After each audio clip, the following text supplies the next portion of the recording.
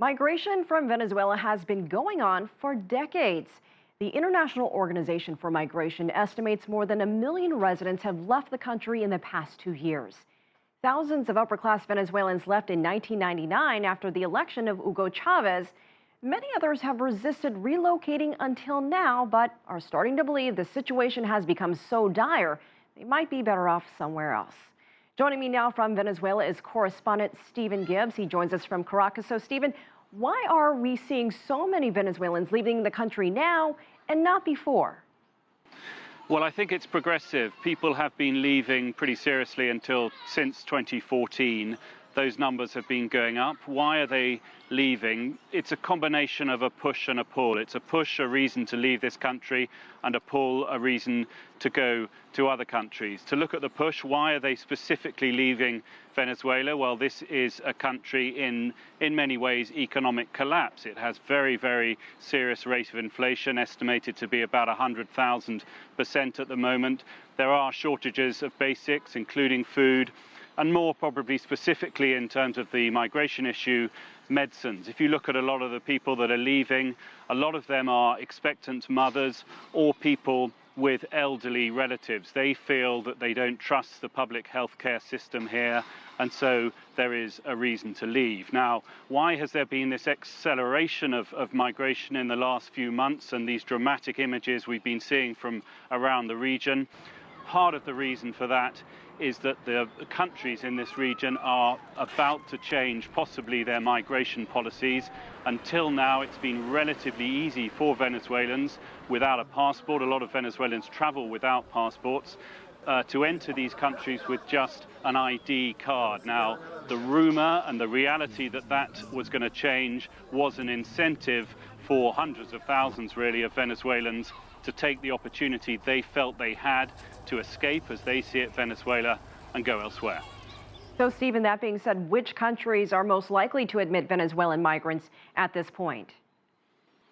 Well, most of this exodus really from Venezuela is west. It's towards the immediate neighbor of Venezuela, which is Colombia. There are around 1 million Venezuelans who, according to the Colombian government, have gone there in the last 12 months or so, between March 2017 and June of this year. The next country they go beyond that is Peru. It has 400,000 Venezuelan migrants, it says, and beyond that, Ecuador with 250,000. So that is the main direction people are going. It's west. The easiest country for them to go to currently is Colombia, because it is the nearest, and also they can travel there and cross the frontier relatively easily without a passport. But what we are seeing more and more is the migrants are going further and further. And we're not just talking about Latin America here. If you look at the United States, it has over 70,000 Venezuelans that are currently seeking asylum. Even Europe, it has over 11,000 Venezuelans that are asking for asylum there. And we know that regional leaders have been discussing this issue. So what happened in the recent meeting where 13 Latin American countries discussed this issue in Quito? Well, what this region is attempting to do, the government in this region, really, with the exception of Venezuela, it's not actually taking part in the current meetings.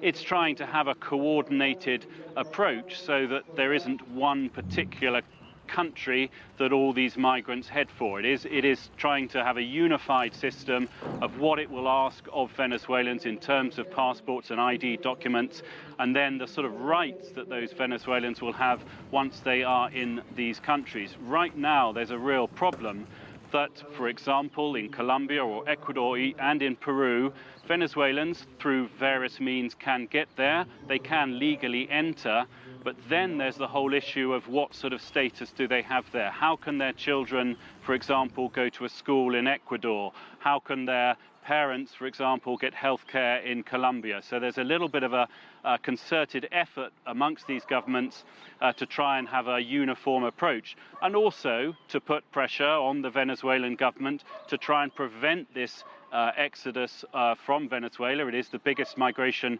crisis this region has seen in its modern history, and therefore to try and put a lid on this problem that is not just now a problem for Venezuela, but one for the region. And look, not everyone is leaving. There are plenty of people choosing to stay in Venezuela. So what about them? Why are they staying?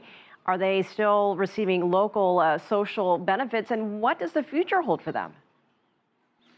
Yes, of course. There's no need to exaggerate this. Approximately, we're getting close, perhaps, to sort of 8% of Venezuelans having left since 2014. But of course, the majority stay here. Why do they stay? Well, there's some that can't afford to leave, of course. There are plenty that this is their country, they want to stay here. There is also a substantial number of Venezuelans that are supportive of the government here still. We're looking at over 20%.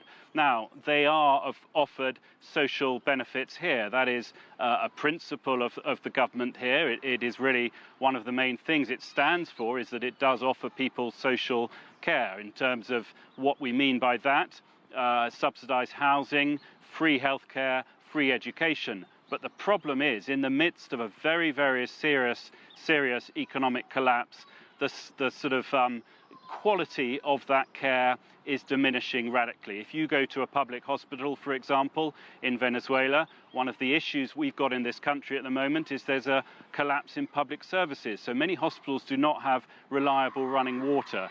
So that is why many people feel that it's time to give up on the country they, of course, most of them love and would much prefer to stay if they could. And Stephen, do you get any sense that there's any resentment from neighboring countries that Venezuela's problem is now becoming the region's problem? Absolutely, and that is an incentive for these meetings amongst the region, because this isn't just a sort of economic and a social problem, it's a political one too. Take, for example, somewhere I was relatively recently, last year I went to the border with Brazil. There you have a substantial number of Venezuelans crossing, much more now than there were when I was there, and that puts a lot of pressure on the social care there. For example, in Pacaraima, the small border town just by the Brazilian frontier, there was a little hospital that's designed for a population of around 4,000. It was dealing with a new expanded population of up to 100,000 people. What is the consequence of that? What happens is you do begin to get xenophobia, where the local people feel that what is really their right to social care, is being taken by people that aren't, in that case, Brazilian. That has big political consequences. And for example, to continue with the example of Brazil, there is a presidential election there next month. One of the points that one of the more right-wing candidates is standing for there is to completely close the border. He is being supported in that argument because of this creeping xenophobia and the problem where the local population resents this sort of exodus from Venezuela, and that is being played out across the region. And we're also seeing this, the Venezuelans who have come back because they couldn't find what they were looking for in other countries. We've been hearing reports of that. What is happening with them? Well, that's true. I mean, the Venezuelan government, I should say, does argue that a lot of this migration crisis we're seeing at the moment, they say it has been exaggerated. They argue that this is, and to quote them, they say this is fake news, that they argue that there are plenty of Colombians, for example, that are coming to Venezuela. And as you mentioned, some Venezuelans that have tried to go and have since decided it's not for them. Now, yes, there are some that have taken up Venezuelan government offers to return, but so far the numbers are very small. And, you know, all of the governments around here, they wouldn't be having these meetings, they wouldn't be having these discussions, and we really wouldn't be seeing these pictures if the migration was as two-way as perhaps the Venezuelan government says it is. The majority of people definitely, and I can say this from experience of living in Venezuela, a lot of people are leaving this country. It does seem to be what for many people is their hope, and even a form of protest. They say they're unhappy with the government here, and the way they're going to make their point is to leave the country. All right, Stephen Gibbs in Venezuela, thank you for joining us on America's Now.